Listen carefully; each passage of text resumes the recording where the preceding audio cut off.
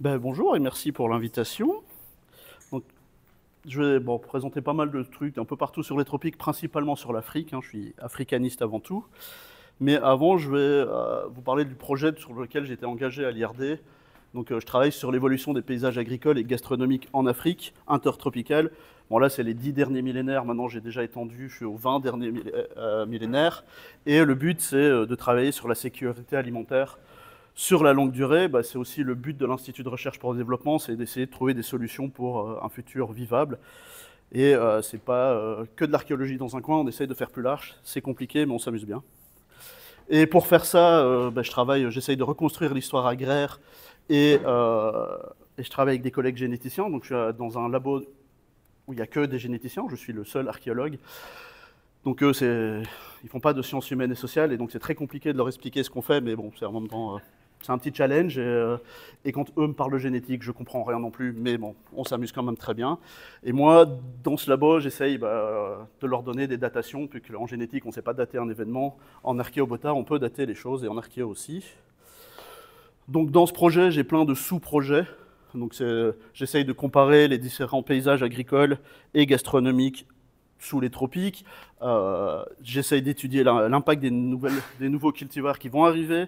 Donc, par exemple, la colonisation de l'Afrique par les Européens ont fait qu'il y a beaucoup de plantes américaines qui sont arrivées et ça a changé toutes les façons de cultiver en Afrique. Donc ça, j'essaye de voir ça. Mais avant de rentrer plus dans l'archéobotanique, je vais vous parler de la Saint-Nicolas. Voilà, c'est bientôt, on y arrive. Et qu'est-ce que c'est que la Saint-Nicolas ? C'est un folklore belge qui est à la fois pour les petits-enfants, où on a des cadeaux, et pour les grands-enfants, petits étudiants. Saint-Nicolas, c'est le saint des étudiants aussi. Donc il y a plein d'activités bibitives autour de la Saint-Nicolas pour les étudiants, et plein d'activités plus...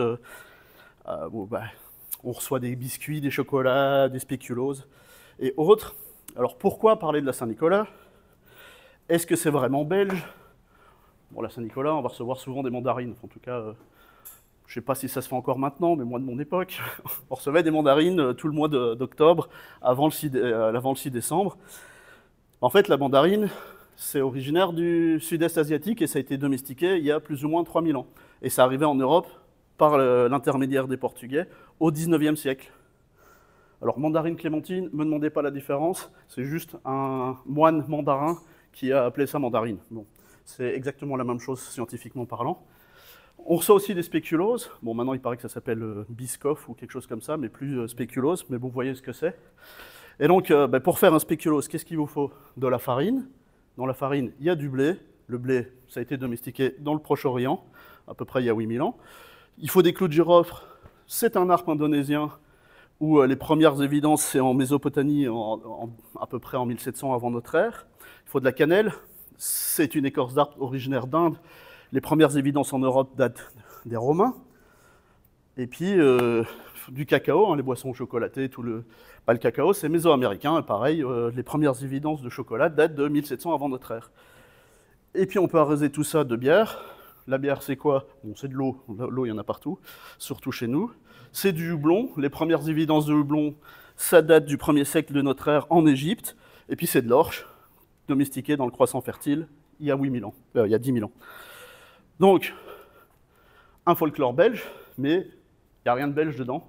Et donc, c'est ça un peu le but de l'archéobotanique et de l'archéozo et de l'archéo, c'est d'essayer de comprendre les activités sociales du passé, les activités folkloriques, mais aussi les activités de tous les jours, quotidiennes, en essayant de retracer d'où viennent les plantes, d'où viennent les animaux et quelles en étaient leurs utilités. Alors, n'hésitez pas à m'interrompre si vous avez des questions. Voilà. Du coup, on arrive à quoi bon l'archéobotanique ? Titre qui n'a absolument aucune référence à Olivier Gosselin sur à quoi bon l'ethnobotanique, l'ethno-archéo, enfin je sais plus quoi là. Donc l'archéobotanique, ça consiste à étudier les interactions entre les sociétés humaines et les mondes végétaux dans le passé à partir des restes botaniques retrouvés dans les sites archéo. Oui, mais qui a créé l'archéobotanique ? En fait, ça découle de grands chercheurs et penseurs comme Charles Darwin qui ont travaillé sur la botanique, et particulièrement Oswald Wehr, un Suisse allemand, qui lui s'est rendu compte que il y avait des Il a trouvé des empreintes de plantes et des vieilles plantes sur des sites archéologiques qui ressemblaient à celles d'aujourd'hui. Et c'est lui qui a fait la première vraie étude dans les années 1865 d'archéobotanique en Suisse. Donc c'est lui le précurseur pour l'archéobotanique européenne en tout cas. Alors un peu de vocabulaire, parce qu'on entend plein de noms, paléobotanique, archéobotanique, paléoethnobotanique, ethnobotanique, enfin on s'y perd un peu. Donc la paléobotanique, c'est l'évolution des plantes fossiles avant l'arrivée de l'homme. Voilà, assez simple. L'archéobotanique, c'est l'étude des restes botaniques archéologiques, donc liés à la présence de l'homme. La paléoethnobotanique, c'est un nom principalement américain qui désigne plus ou moins l'archéobotanique, mais qui n'est pas exactement la même chose. Nous, en archéobotanique, on va essayer de décrire des faits et en faire des interprétations. La paléoethnobotanique, c'est faire des listes de plantes. Bon ben voilà, il y avait 100 grains de blé, 3 morceaux d'arbres, et voilà, c'est faire une liste de choses. Il n'y a pas de réflexion sur l'utilité de ces plantes. Et puis bon, il y a l'ethnobotanique qui est l'étude de l'utilisation des plantes modernes qui peut nous permettre de comprendre à quoi servaient les plantes dans le passé. Donc en fait, l'archéobotanique, c'est un liant interdisciplinaire sur l'évolution des agrosystèmes qui est sur le temps long. Et en gros, c'est à l'interstice entre les populations, les activités que ces populations avaient sur les plantes. On pouvait les utiliser pour se nourrir, pour faire du feu, pour construire. C'est de la culture matérielle, c'est des fibres, on utilisait en médecine.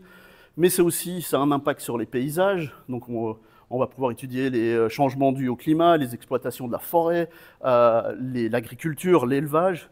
Et tout ça, c'est autour d'activités que la population met en œuvre. Et donc c'est ça l'archéobotanique en très très général. Donc on peut utiliser énormément de disciplines annexes pour pouvoir répondre à toutes ces questions. Alors les grandes questions de recherche auxquelles l'archéobotanique veut essayer de répondre, c'est comment était la végétation autour d'un site, comment l'environnement régional a-t-il évolué à long terme, quelles cultures vivrières les gens ont-ils cultivées, quelles cultures non alimentaires ont-ils récoltées, quels produits végétaux sauvages ils ont récoltés, quelles pratiques agricoles, est-ce qu'ils utilisaient du fumier, est-ce qu'ils labouraient, est-ce qu'ils irriguaient les champs. Et pour répondre à ces questions, on va essayer de retrouver différentes plantes. Et en archéobota, il y a des grandes sous-disciplines. Donc l'archéobota, c'est très large. Et il y a deux grandes catégories. D'abord l'étude des micro-restes, donc qui ne sont pas visibles à l'œil nu, et l'étude des macro-restes. D'abord, je vais parler des micro-restes.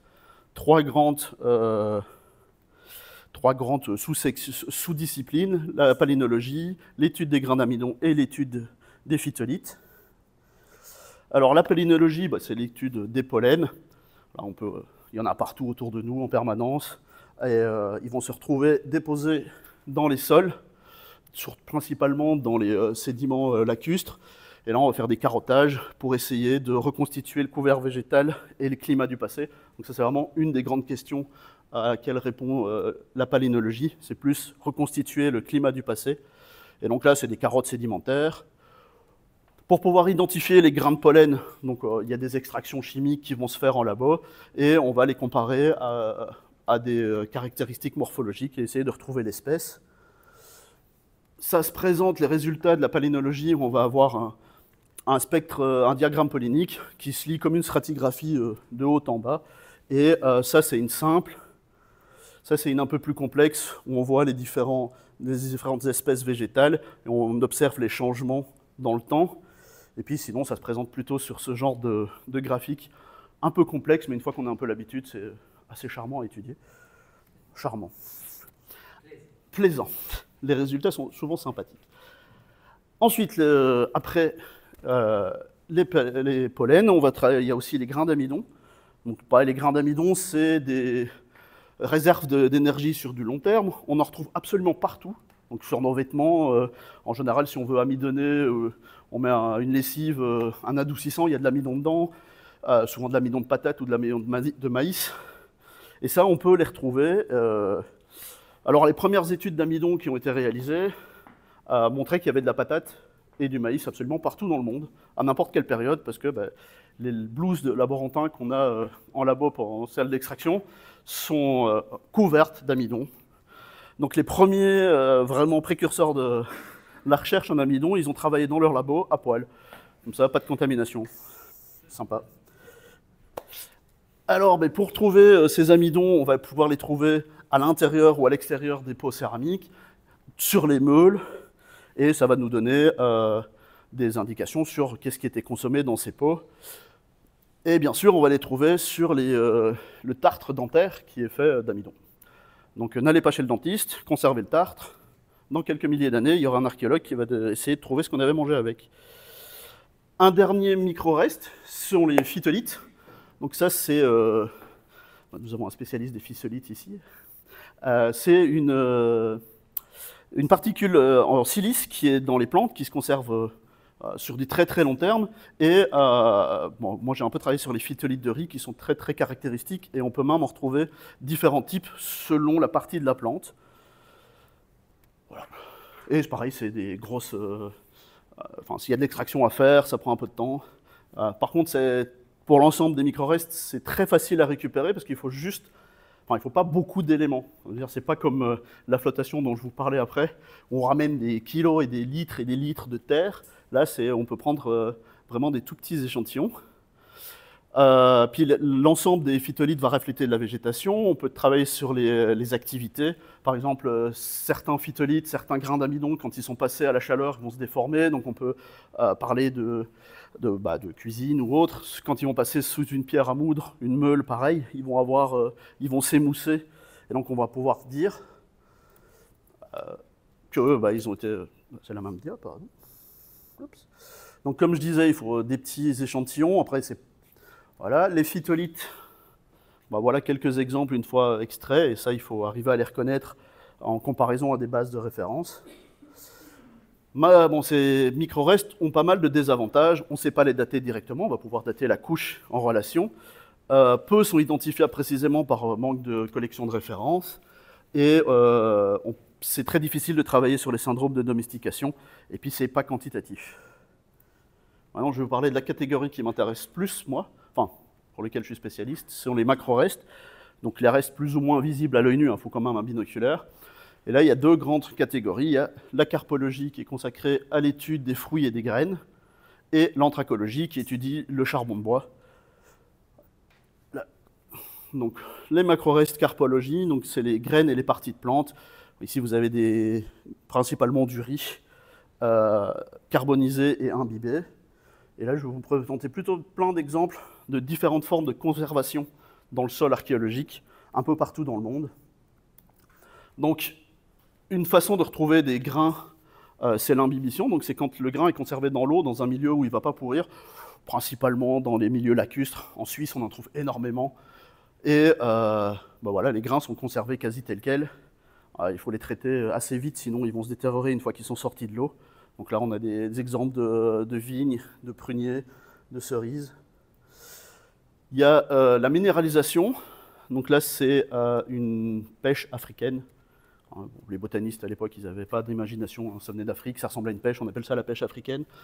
C'est à peu près gros comme ça. Ça ressemble à ni une pêche, mais plutôt à une fraise, mais grosse. Et on en retrouve absolument dans quasi tous les sites en Afrique. Il y a ce reste qui se sont minéralisés. Et en fait, la minéralisation, elle se passe principalement dans l'estomac, que ce soit des animaux ou des humains. Bon, en même temps, les humains sont des animaux.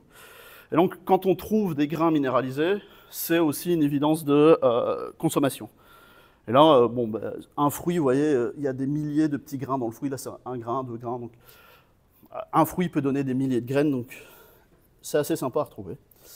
Alors, des exemples assez spectaculaires, c'est quand les fruits sont desséchés. Donc voilà, une assiette de fruits de l'âge du bronze trouvée en Égypte, avec quand même des grenades desséchées. J'imagine la tête de l'archéologue quand il trouve ça, c'est quand même assez jouissif. Un autre exemple, c'est une couronne, enfin pas vraiment une couronne, mais une organisation de feuilles d'olivier qui datent du 1er siècle avant notre ère, qui sont desséchées. Pareil, ça vient d'Égypte.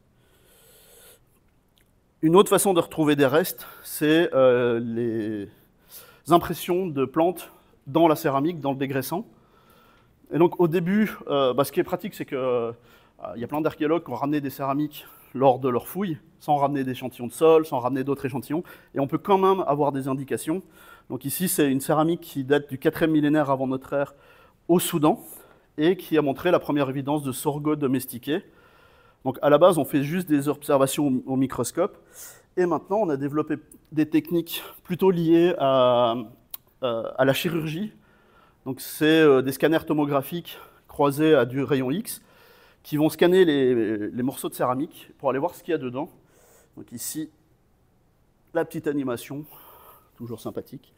Donc le scanner fait couche par couche le morceau de céramique. Bon, on peut faire ça que sur des petits morceaux, hein. Un pot complet, ça ne marche pas.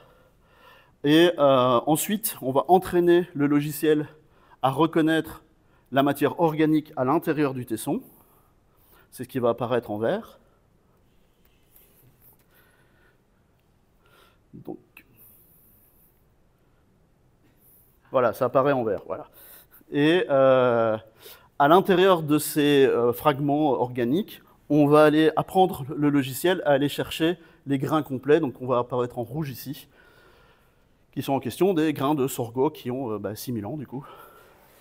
Voilà. Et le gros avantage, c'est qu'on peut le tourner dans tous les sens avec le logiciel et donc aller voir les caractéristiques. Est-ce que c'est un grain domestiqué? Est-ce que c'en est pas?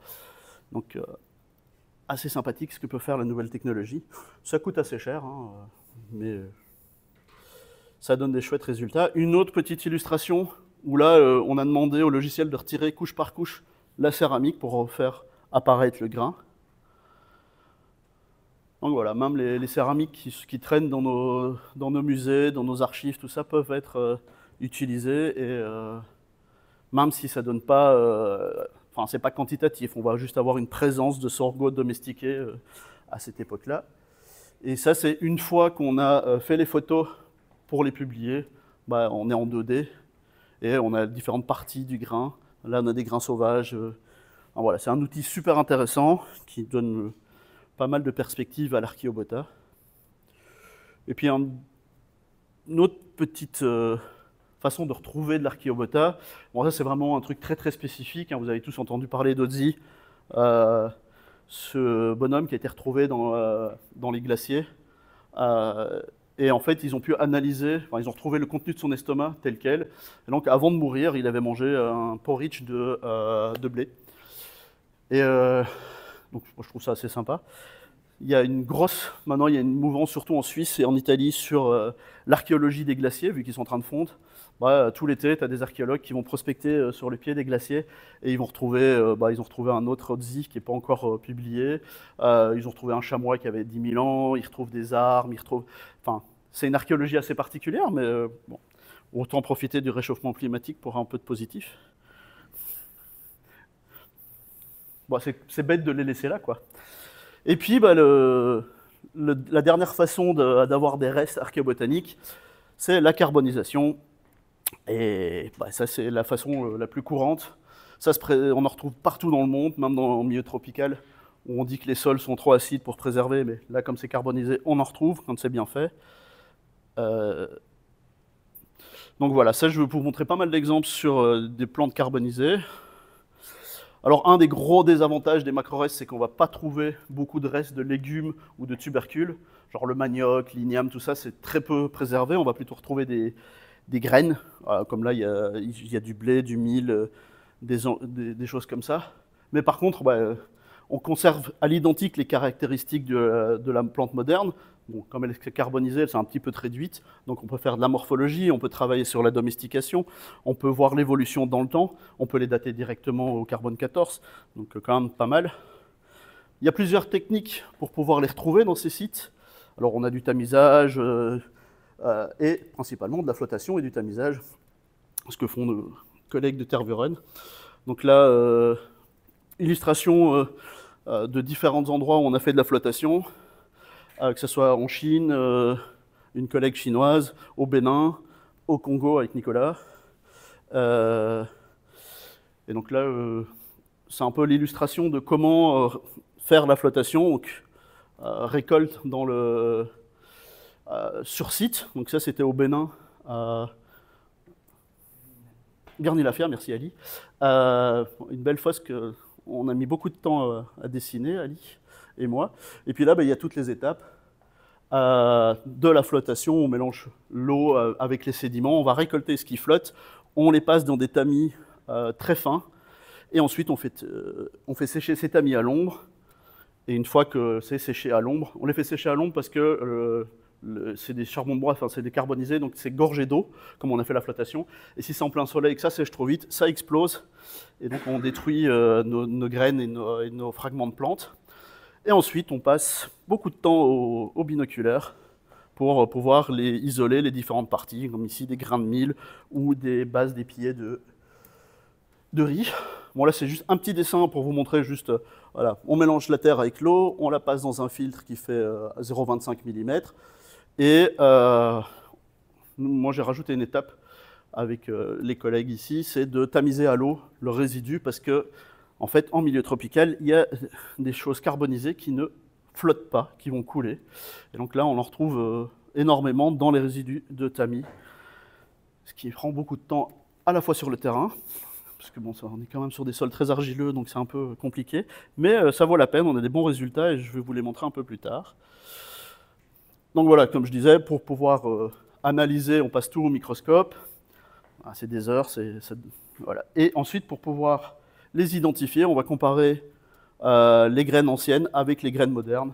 Et donc pour ça, il faut aussi des énormes collections de références. Donc on est à la fois botaniste, quand on va sur le terrain, on ramène énormément de plantes qu'on va stocker soit dans des universités, dans des centres de recherche, pour pouvoir les comparer. Donc en gros, l'archéobotanique, c'est analyser les restes trouvés lors des fouilles. Bon, là, c'est une petite fosse détritique camerounaise qui a 2000 ans, et dans lesquelles j'ai trouvé énormément de grains de mil. Alors maintenant, je vais vous montrer une première petite étude de cas. C'est un site fouillé au Mali par une équipe suisse, pour laquelle j'ai fait mon postdoc à Genève. Donc c'est le site de Sadia, qui a été occupé du 8e au 13e siècle de notre ère, vraiment en pays d'Ogon. Donc là, on a les falaises d'Ogon. Je pense que vous avez peut-être l'image de ces falaises avec, il y a aussi énormément de tombes dedans. Sauf que là, on était en plaine, et ils ont trouvé 5 monts, des monts, qui ont été fouillés. Donc là, on voit la stratigraphie profonde. Je ne sais plus combien elle fait, mais ça doit faire 4 mètres. Donc ça, c'était la première année de fouille. Ils ont fait 4 sondages. Et la deuxième année de fouille, ils ont fait une fouille plutôt en extensive. Là, on voit le sondage, donc ce sondage-là qui est là. Et ils ont pu trouver, comme vous le voyez là, dans le coin, des pièces différentes, des espaces de cuisine, des foyers. Donc vraiment intéressant.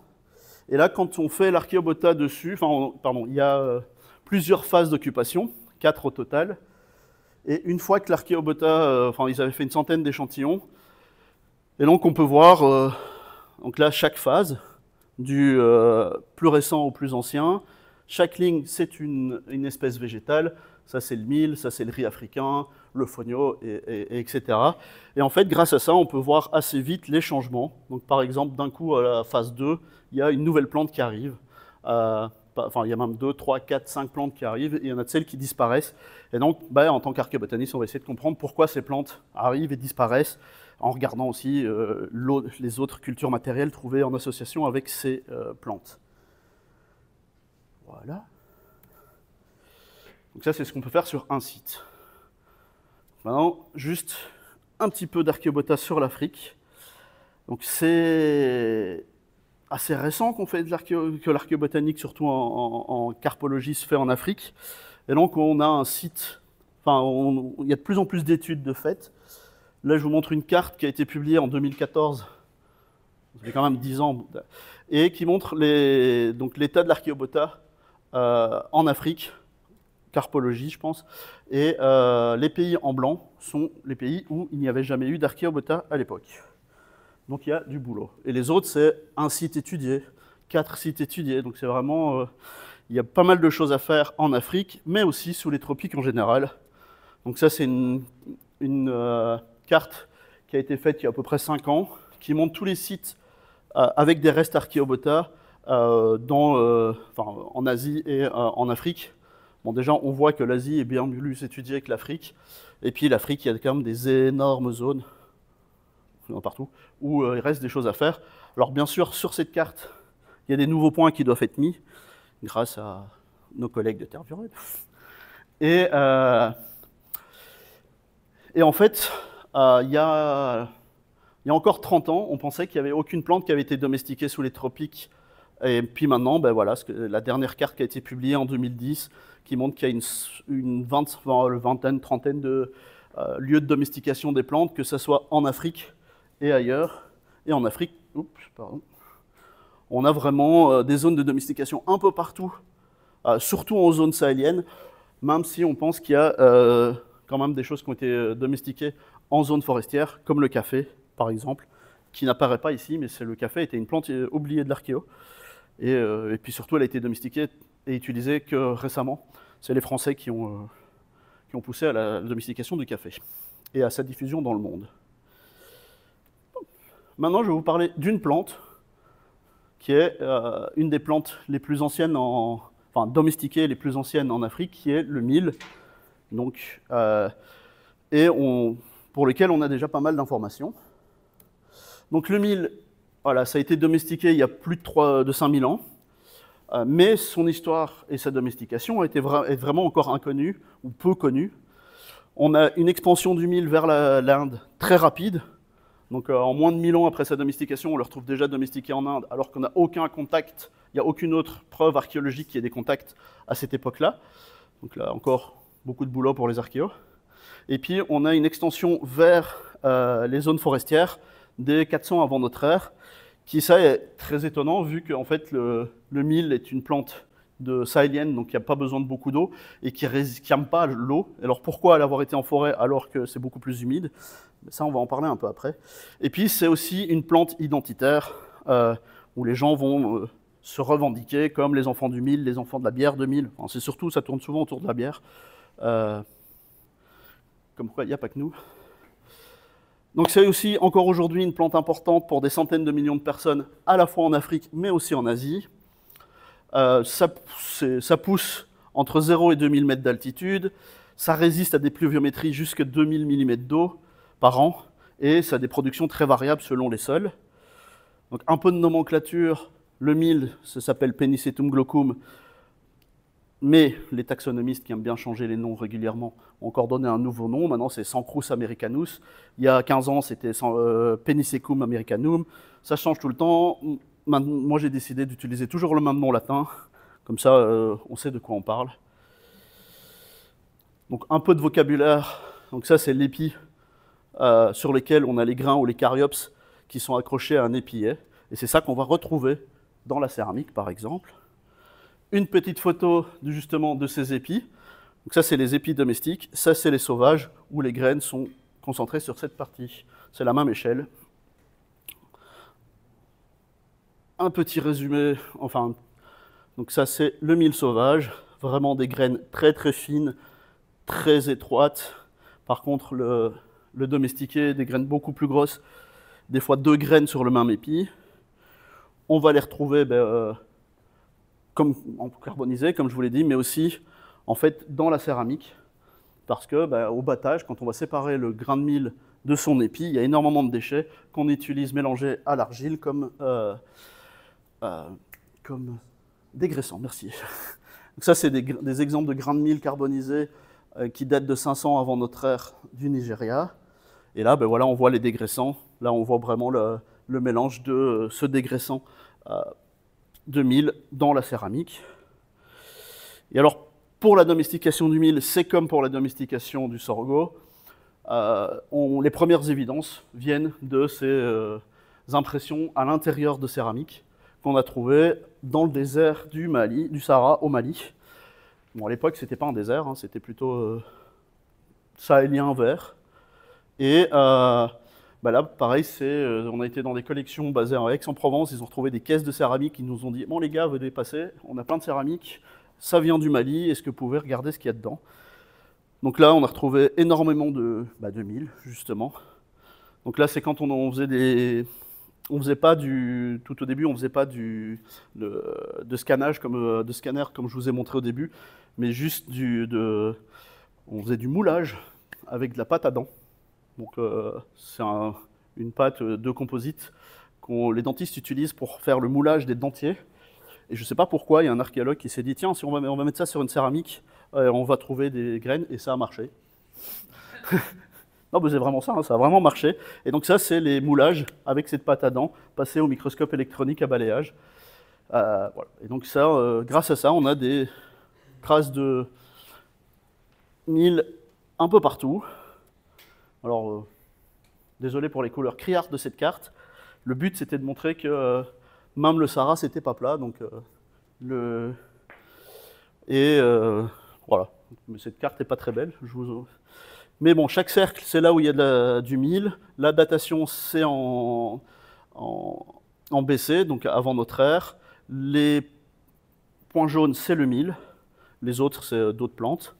Et en gros, là, je vais juste vous montrer quelques exemples de diffusion du mille depuis le Mali jusque un peu partout en Afrique. Donc, les premières évidences avaient été trouvées dans la vallée du Tilemsi, où aujourd'hui il y a encore un peu d'eau d'ailleurs. Hein. Voilà, et pareil, c'était encore des impressions dans de la céramique. Ça date de 2500 avant notre ère. C'était Kate Manning qui avait trouvé ça lors de sa thèse.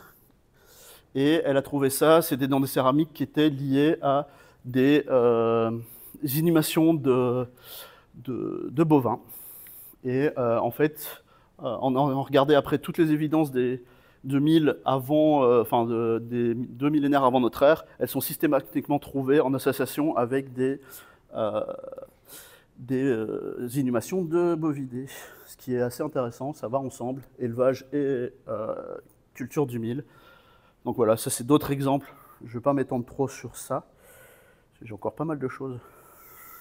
Voilà, donc là c'était ici, on a une extension assez rapide vers le Tichit. Donc là, le Tichit, c'est une zone aujourd'hui très aride, mais à l'époque, pareil, on a retrouvé énormément de faune, de poissons, d'hippopotames et autres. Et ce sont des... Oh, il va vite, lui. Ce sont des reliefs assez escarpés.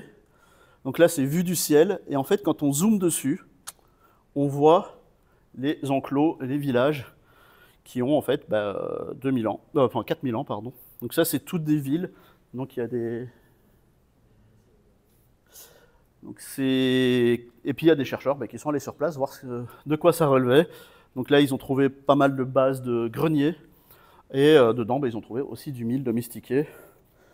Donc voilà, ça c'était pour montrer qu'on peut faire aussi de l'archéo juste à base... vous emmerdez le week-end, vous allez sur Google Earth, vous regardez un peu n'importe où et vous trouvez ça. C'est vraiment comme ça qu'ils ont trouvé ces premiers sites. Hein, donc c'est... Ouais.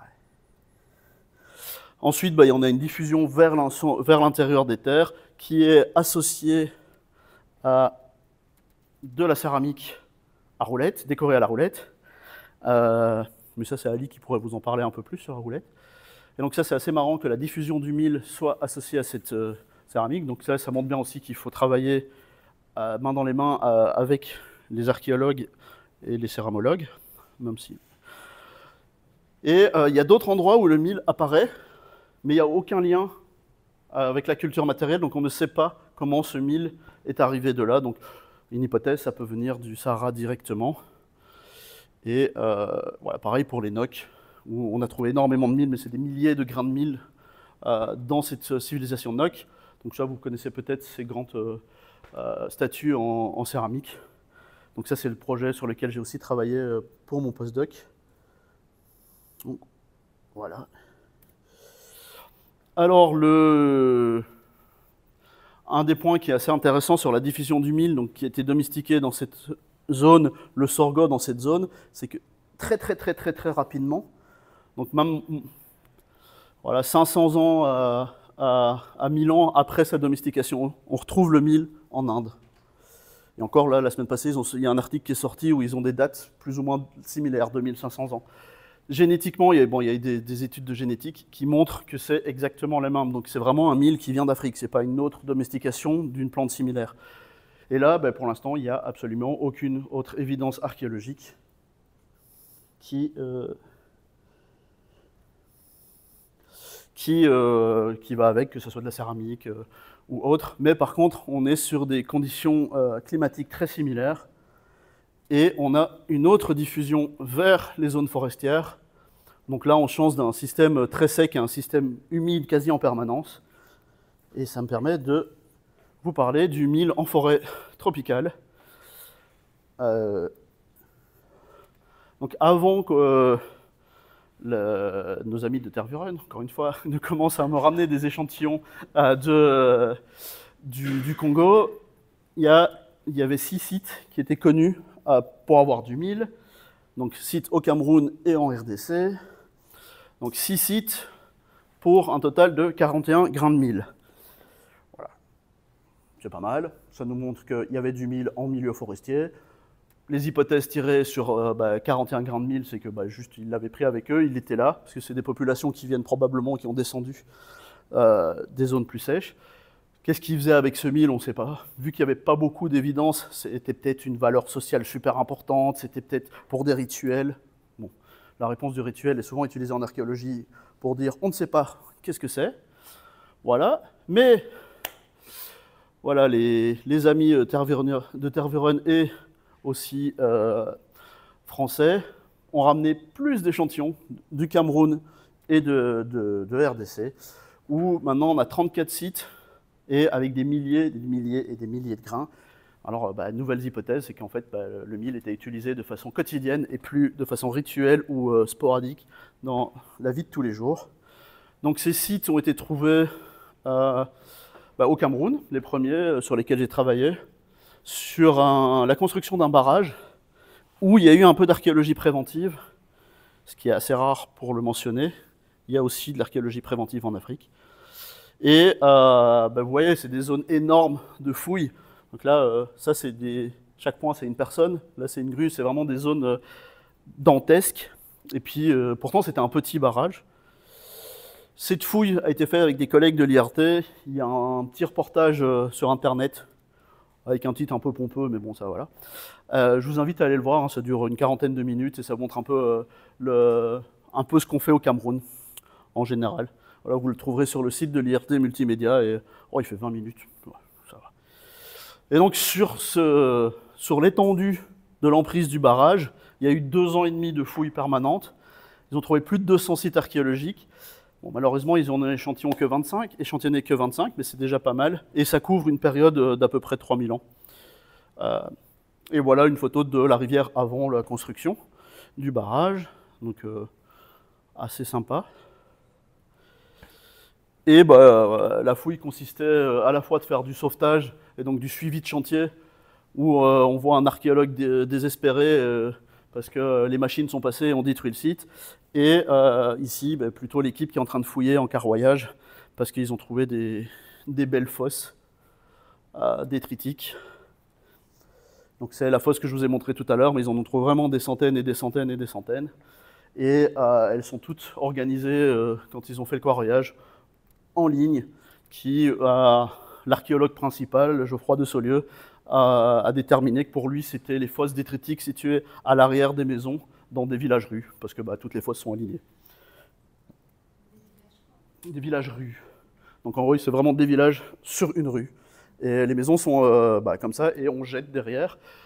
Et ils ne retrouvent pas les restes des maisons, vu que c'était en matière périssable, bois et autres. Il y a quelques trous de poteaux, mais c'est principalement les fosses détritiques super profondes, où on retrouve des éléments. Donc c'est vraiment fouiller les poubelles.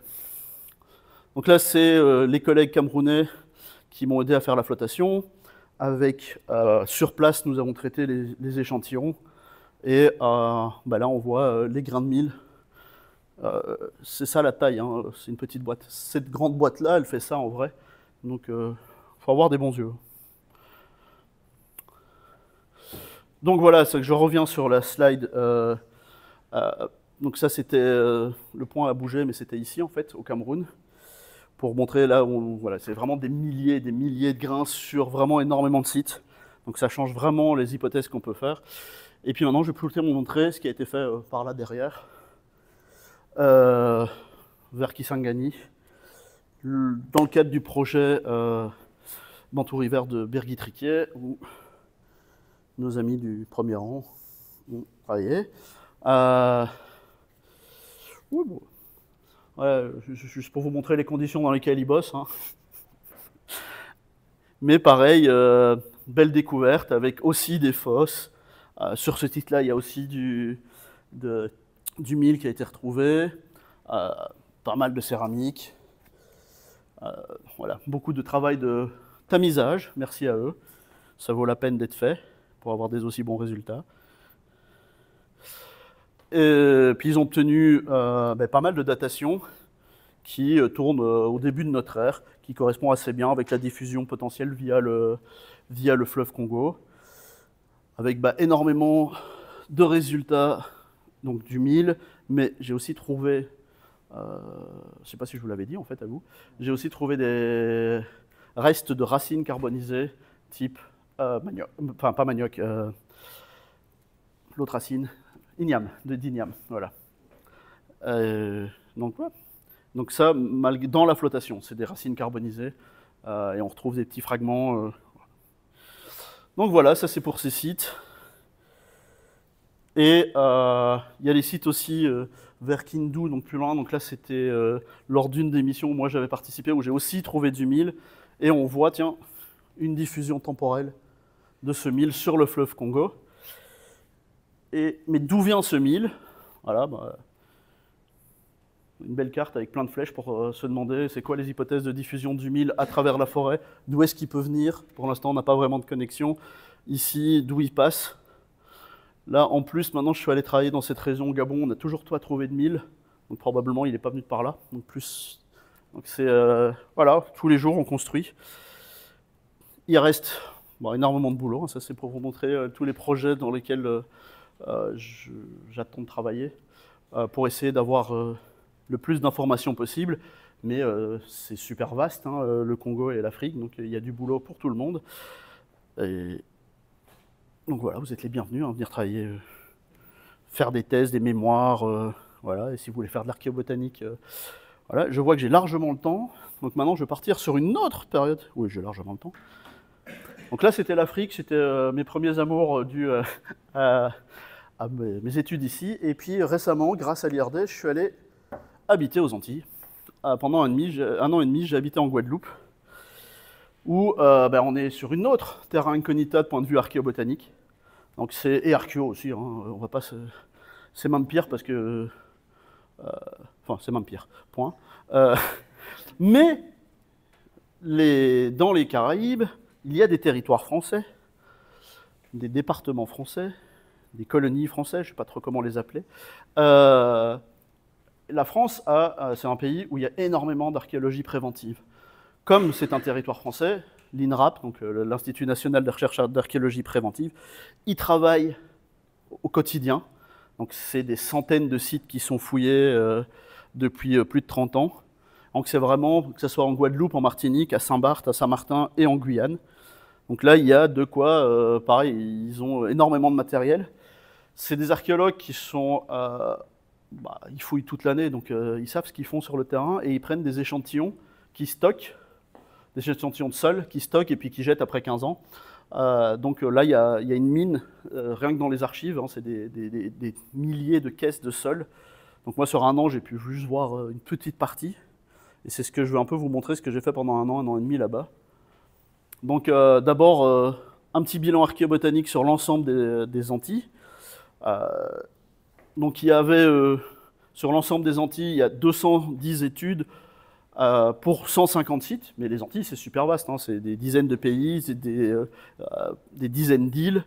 Et sur les Antilles françaises, il y avait une trentaine d'études, plus ou moins 16 sites connus.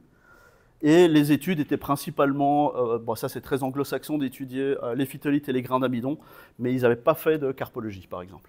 Donc la plupart des études, c'était grains d'amidon. Voilà. Alors, je suppose que vous n'avez jamais eu d'archéologie des Antilles. Donc je vais vous faire un résumé de l'archéologie des Antilles en même temps que d'archéobotanique. Ce sera un mélange... voilà, donc ça c'est les échantillons que moi j'ai pu obtenir. Donc ici vous avez la ligne temporelle, donc les différentes phases, méso-indien, néo-indien, période coloniale. Et ça c'est les sites. Donc au total j'ai pu avoir des restes archéobotaniques de 50 sites, la plupart de Guadeloupe, mais aussi de Saint-Barth et de Saint-Martin et de Martinique.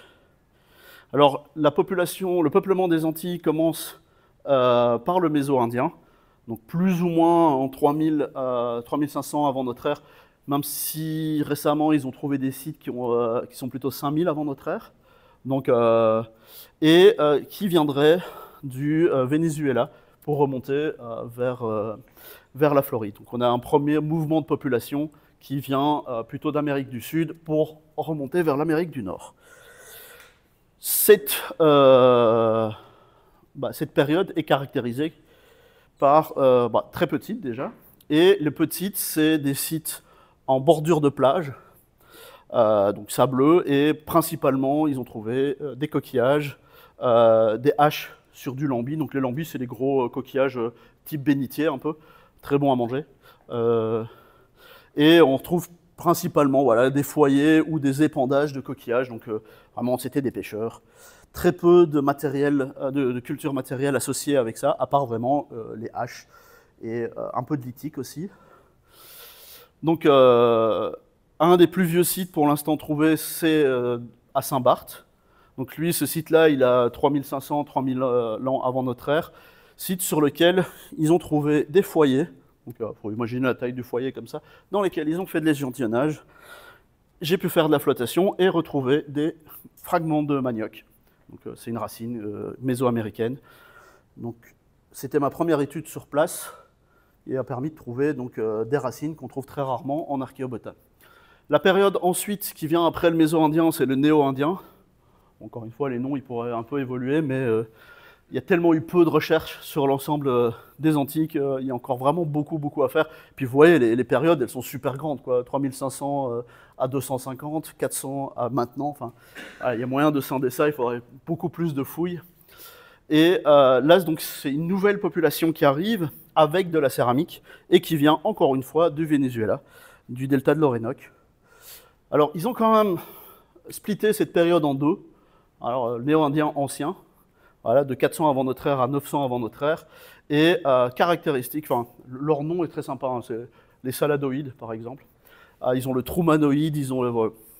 Et c'est de la céramique avec des petites têtes comme ça, donc la tête, elle est comme ça, et c'est des boutons sur les peaux. Donc très caractéristique, et on va en retrouver un peu partout sur les Antilles, et ces têtes uniquement sur quelques îles, comme la Guadeloupe. Voilà. Un petit exemple de à quoi ressemble cette céramique. Donc énormément de décors, beaucoup de petites têtes qui apparaissent. Voilà, ça change de ce qu'on peut voir. Et puis après, il y a le fin du néo-indien avec une nouvelle population qui arrive, encore une fois du Venezuela, donc de l'Amazonie plutôt, et qui amène une nouvelle céramique avec des nouvelles typologies. Ces têtes stylisées disparaissent et on a des faciès chronoculturels qui apparaissent plic-ploc sur les différentes îles. Le néo-indien récent, voilà pareil, ces faciès qui se développaient sur les îles commencent à se développer et partent dans tous les sens et retournent aussi vers le Venezuela et remontent vers la Floride. Donc on retrouve une céramique beaucoup plus simple, moins décorée. Alors tous ces sites, il y a plein de sites différents, hein. Ils ont des sites d'habitat, énormément avec des fosses détritiques. Hein. Là, on voit une très belle fosse, on voit bien l'échelle par rapport au mec qui est dedans. Il y a énormément dans les habitats de cimetières et de sépultures. Donc ça, c'est les deux principales types de vestiges qu'on va retrouver. Alors le néo-indien récent, ça commence en 1493 quand Christophe Colomb arrive dans le coin. Et là, alors, ça chamboule absolument tout le peuplement. Hein. Donc là, voilà, avant de rentrer sur la colonisation, petit bilan archéobotanique des sites trouvés dans cette période. J'ai retrouvé plus d'une vingtaine d'espèces végétales, dont du coton, du manioc, de la patate douce, du tabac, du piment, du maïs, de la goyave, du roucou. Donc le roucou, je vous montre après. Donc ça, c'est des fragments de coton. Ça, c'est des tessons de céramique dans lesquels il y a des croûtes carbonisées qu'on appelle caramel. Et c'est vraiment des résidus alimentaires qu'il faut étudier au binoculaire, mais ça, voilà. Ça, c'est des traces de maïs et de manioc. Et le roucou, c'est une plante pour laquelle on appelait les Indiens les peaux rouges. En gros, c'est un colorant on peut le consommer. D'ailleurs, ils en font de la soupe et tout ça, mais il n'a aucune valeur gustative. Il est neutre, mais par contre, c'est un anti-moustique super puissant. Et dans ces régions, les moustiques... voilà. Et je veux bien me couvrir de rouge pour pas avoir de moustiques. Parce que c'est des moustiques qui donnent la dingue, pas comme en Afrique le palu, donc c'est aussi sympa. Hein. J'ai trouvé du maïs et on peut travailler sur la domestication du maïs. Donc le maïs, c'est comme le mil, comme la plupart des céréales, quand ils sont domestiqués, les caractéristiques principales, c'est d'aller vers des grains qui sont de plus en plus grands. Donc là, on voit l'ancêtre sauvage et petit à petit, une augmentation de la taille des grains. J'ai trouvé aussi de la goyave. Alors, en Guadeloupe, ils disent goyave. Juste un petit fait linguistique, c'est un des rares pays où on ne dit pas goyave. Et probablement que c'est parce que linguistiquement, la population qui a apporté la goyave en Guadeloupe n'est pas la même que sur les autres îles. Mais ça, c'est à creuser.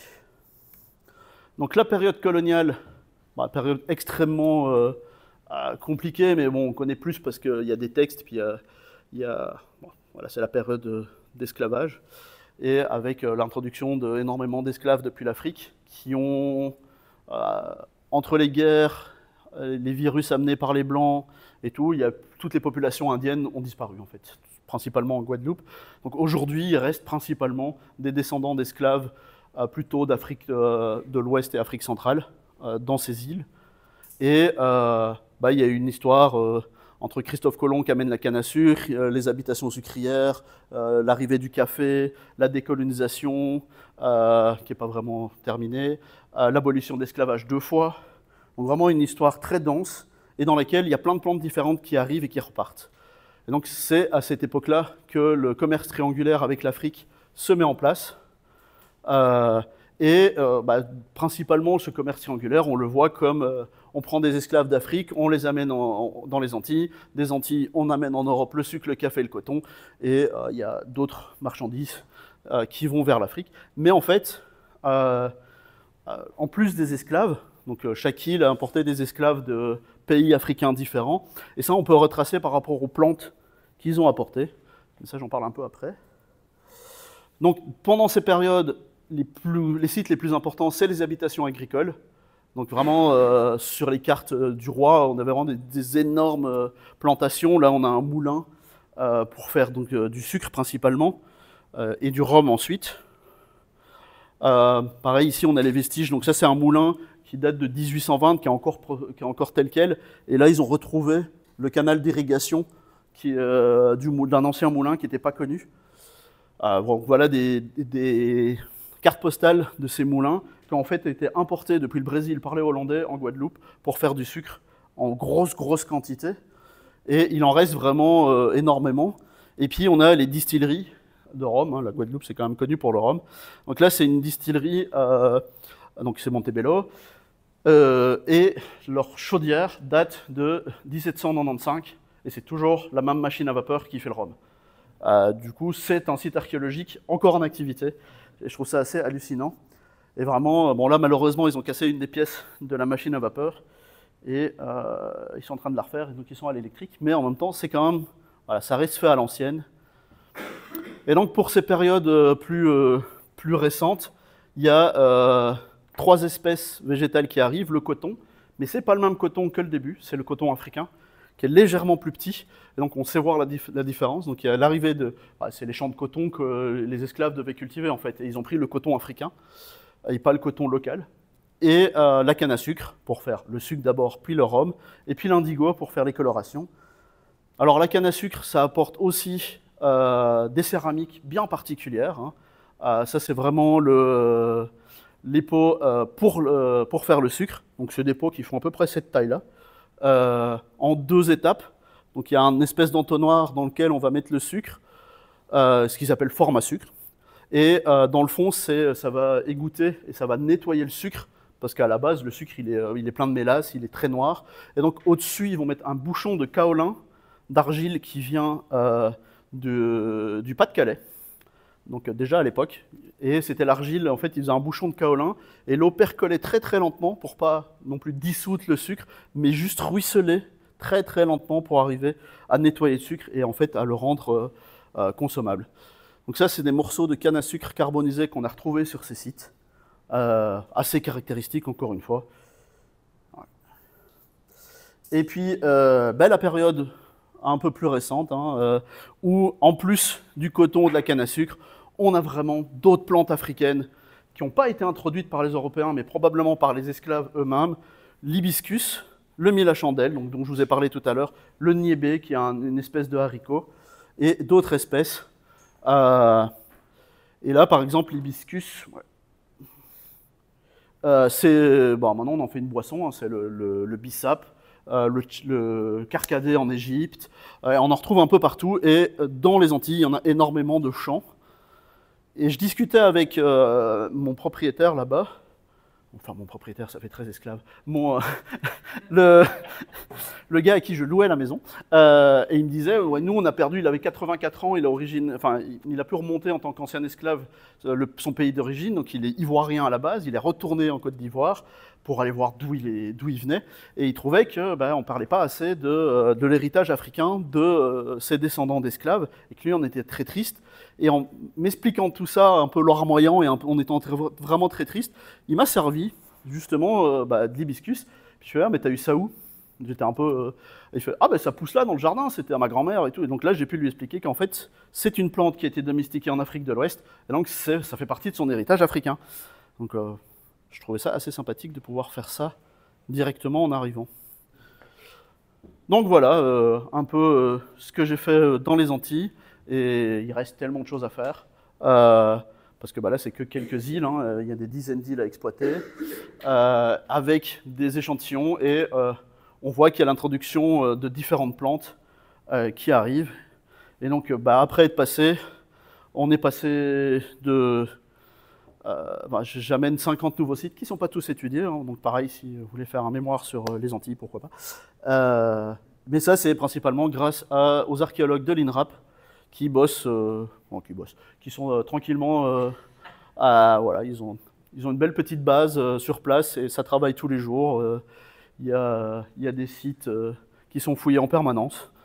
Donc voilà, donc, là aussi, sur les tropiques, il y a de quoi faire. Et là, c'est juste, j'ai pas compté les trouvailles, donc je peux pas parler d'évolution des fréquences d'utilisation des plantes, mais juste l'apparition de nouvelles plantes. Donc ça, c'est un prochain truc à faire. Et voilà.